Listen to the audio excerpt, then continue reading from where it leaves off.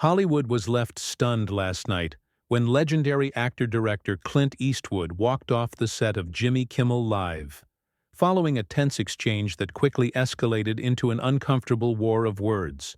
What began as a promotional appearance for Eastwood's latest film spiraled into a primetime disaster that has the entertainment industry questioning Kimmel's future as a late-night host.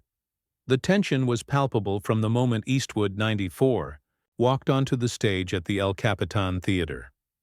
Kimmel's opening monologue had already set an awkward tone with several pointed jabs at Eastwood's politics and age, jokes that clearly crossed a line with the veteran filmmaker.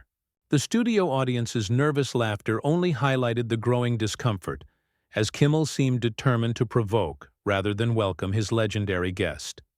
"Ladies and gentlemen, please welcome a man who's been making movies longer than most of our audience has been alive," Kimmel began with a smirk. "He's so old, he doesn't even need makeup for his newest role as a ghost. Please welcome Clint Eastwood." Eastwood, renowned for his stoic demeanor, maintained his composure as he took his seat across from Kimmel. The host immediately launched into questions about Eastwood's latest project, Final Stand, a Western drama that marks what many speculate could be the icon's final directorial effort. "So, Clint, this is what? Your 50th film? I'm surprised you can still remember all the characters' names," Kimmel quipped, drawing uncomfortable murmurs from the audience. Eastwood's eyes narrowed slightly. 41st as director. And my memory's just fine, Jimmy. Maybe better than yours, considering how many times you've recycled the same jokes. The audience gasped at the unexpectedly sharp response, but Kimmel pressed on, seemingly eager to create a viral moment at Eastwood's expense. "Well, your new film deals with a lawman confronting his past. I'm curious. At your age, how far back can you actually remember? Civil War era? Were you there for research purposes?" Kimmel continued, doubling down as producers could be seen frantically gesturing from offstage. "You know, Jimmy," Eastwood replied, his voice dropping to that signature gravelly whisper that has silenced countless antagonists on screen. "In my day, comedians actually needed to be funny. They didn't just insult guests and call it humor." The audience fell silent as the atmosphere shifted dramatically. Kimmel, visibly flustered but refusing to back down, attempted to pivot to discussing the film's political themes, which touch on gun rights and frontier justice. "Your character in this film seems pretty attached to his firearms. I'm guessing you didn't have to do much acting there," Kimmel said with a pointed look. "How many guns do you actually own? Enough to arm a small militia?" Eastwood leaned forward, slightly. "Jimmy, I came here to discuss a film that my team and I spent 2 years creating. A film about redemption, about the cost of violence, about the America we've lost and the one we might still save. If all you want to do is score cheap political points or make jokes about my age, maybe this isn't the right venue for this conversation." Kimmel's trademark smirk faltered momentarily, but he quickly recovered. "Come on, Clint. It's just a little fun. You've been in Hollywood longer than anyone. Surely you can take a joke. Or does being a conservative icon mean you can't laugh at yourself?" "I've laughed at myself plenty over the years," Eastwood responded calmly. "The difference is, I know when something's actually funny. There's a difference between comedy and disrespect." The tension in the studio was electric as camera operators exchanged nervous glances. Guillermo, Kimmel's sidekick, could be seen shifting uncomfortably at his post near the stage. "Well, speaking of disrespect," Kimmel continued, ignoring the warning signs, "there's a scene in your film where your character tells a young activist to get off his lawn. Feels pretty autobiographical. Is that how you feel about younger generations and their concerns about climate change, gun violence, social justice?" Something hardened in Eastwood's gaze. For a moment he looked every bit the gunslinger from his iconic westerns. "That's a serious mischaracterization of both the film and my views, Jimmy. Why don't you actually watch the movie before you try to use it as ammunition?" The studio fell completely silent. Kimmel, sensing he might have finally gone too far but unwilling to concede, reached for his blue note cards, a telltale sign he was abandoning the planned interview. "Well, we also have this interesting clip from Twitter showing you at a political fundraiser last month saying, 'I wasn't at any fundraiser last month,'" Eastwood cut in, his voice dangerously quiet. "That's completely false," Kimmel fumbled with his cards. I'm being told that's actually—" "This is exactly the problem," Eastwood said, slowly removing his microphone. "You're not interested in truth or even entertainment. You just want to ambush and embarrass people who don't share your views." The audience watched in stunned silence as the Hollywood legend began to stand. Producers rushed from backstage, frantically, signaling for a commercial break as Kimmel realized his interview was imploding on live television. "Clint, come on. I think you're overreacting a bit here," Kimmel said, his voice betraying a hint of panic. "We were just getting to the good stuff about your film." "No, Jimmy," Eastwood replied, standing to his full height and looking down at the host. "You were just getting to what you think is good television. But this isn't about my film or the craft of filmmaking or even honest political debate. This is about you trying to get attention at someone else's expense." Kimmel's face flushed red as he forced an uncomfortable laugh. The studio audience sat in stunned silence, unsure whether to applaud Eastwood's candor or remain quiet out of respect for the host. Kimmel's production team frantically signaled from the wings, but the host ignored them, seemingly determined to salvage the interview and his ego. "Look, Clint, I think we're having a bit of a misunderstanding here," Kimmel said, his voice taking on a condescending tone. "My audience expects a certain kind of humor. Not everyone can handle it, I guess, especially if they're, let's say, from a different era." The camera caught the subtle tightening of Eastwood's jaw. "Different era? I've been in this business for over 60 years, Jimmy. I've worked with the greats, Sergio Leone, Don Siegel. I've directed Oscar-winning films.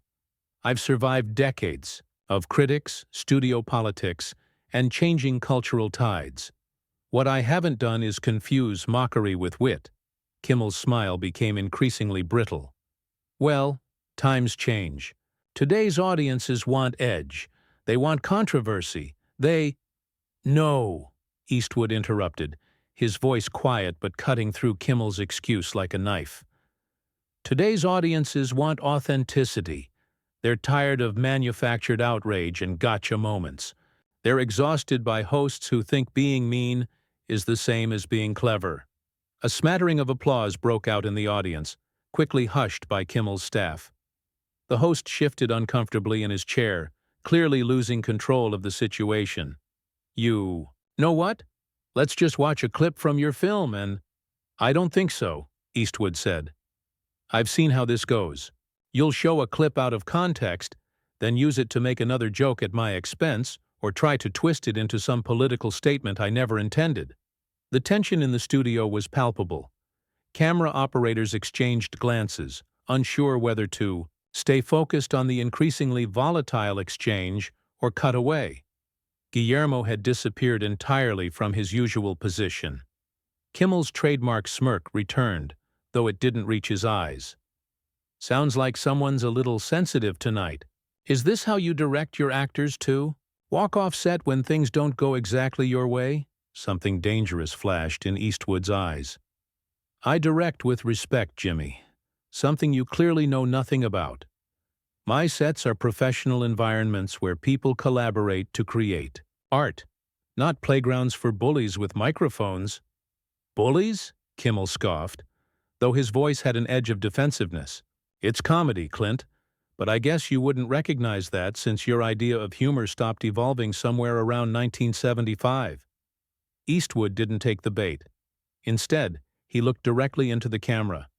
"You know, folks, I came here tonight to talk about a film that explores the consequences of choosing hostility over understanding. It's about a man who learns too late that his anger and need to dominate others has cost him everything that matters. Seems particularly relevant right now."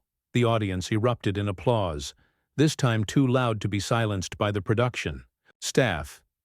Kimmel fidgeted with his notes, visibly rattled as he lost control of both his guest and his audience. "We'll be right back after this," Kimmel said hastily, signaling for a commercial break.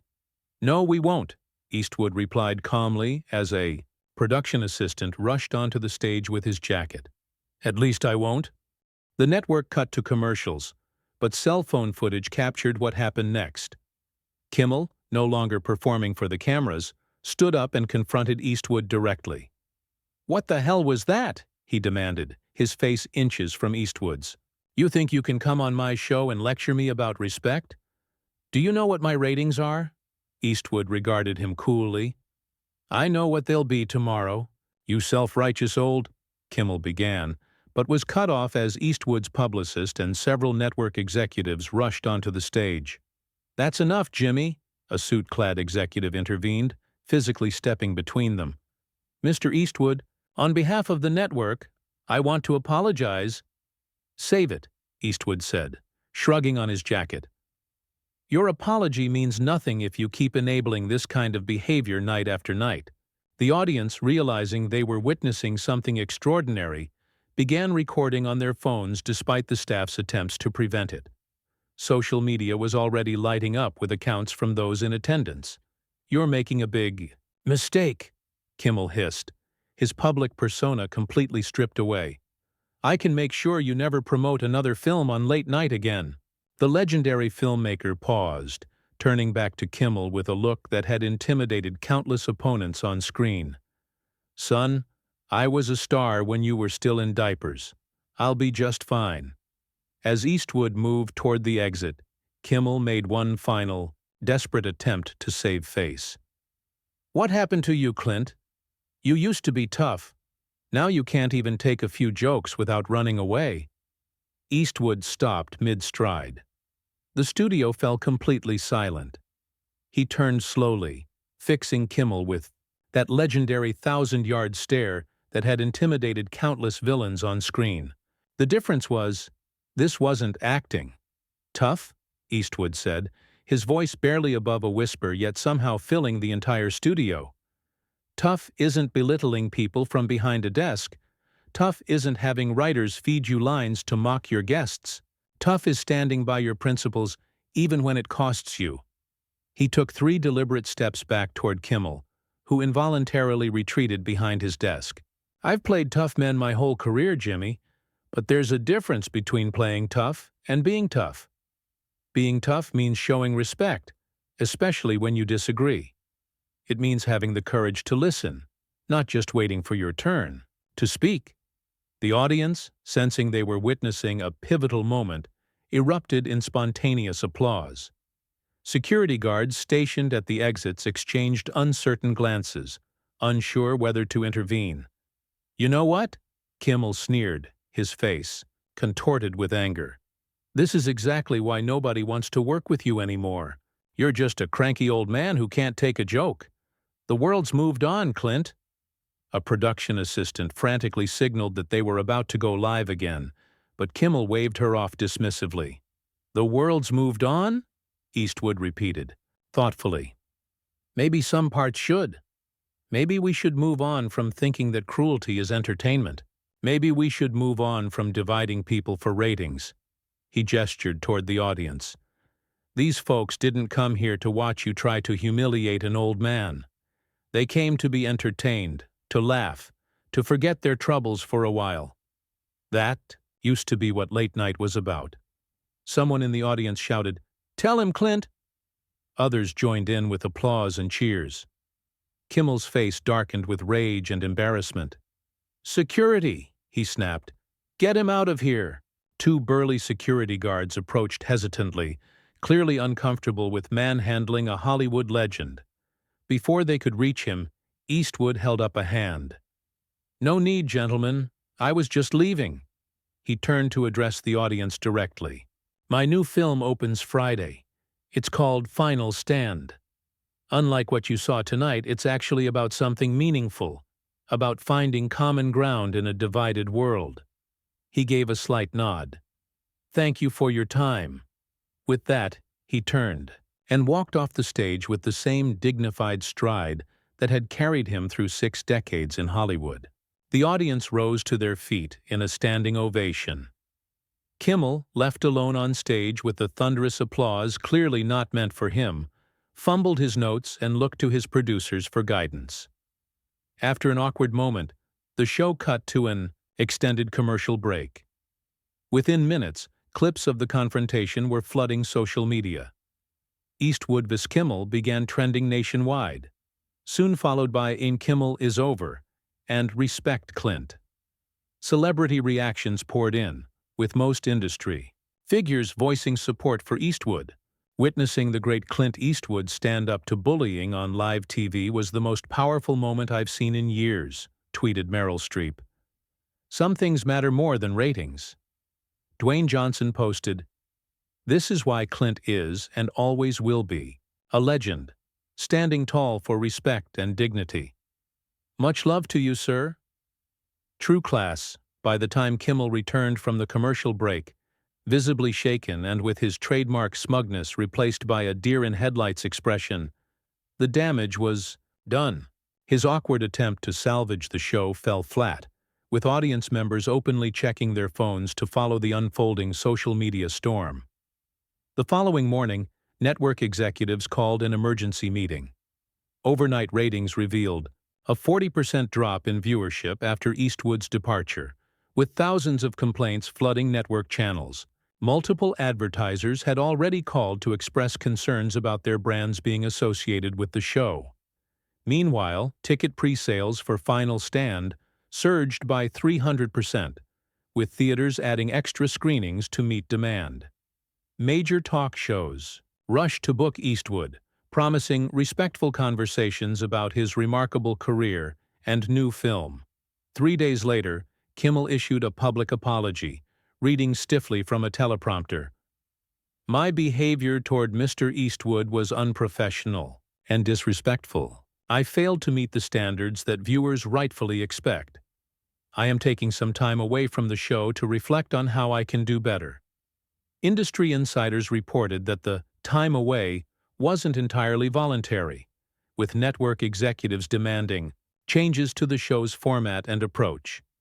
When Final Stand premiered that Friday, it broke opening weekend records for its category. Critics praised it as Eastwood's most nuanced work in years, a powerful reflection on the cost of division and the challenge of finding common ground. Eastwood himself declined to comment further on the Kimmel incident, focusing instead on discussing his film's themes in thoughtful interviews with other hosts. When pressed about the confrontation by one particularly persistent reporter, he simply said, "Sometimes the most important line you can draw is the one between entertainment and disrespect. I hope we all remember the difference." The incident sparked weeks of industry soul-searching about the coarsening of public discourse and the responsibility of entertainers. Several other late-night hosts subtly adjusted their approaches, focusing more on genuine conversation and less on gotcha moments or political point-scoring. As for Kimmel, his return to television 6 weeks later featured a noticeably subdued host with a revamped format emphasizing genuine conversation over confrontation. The ratings never fully recovered,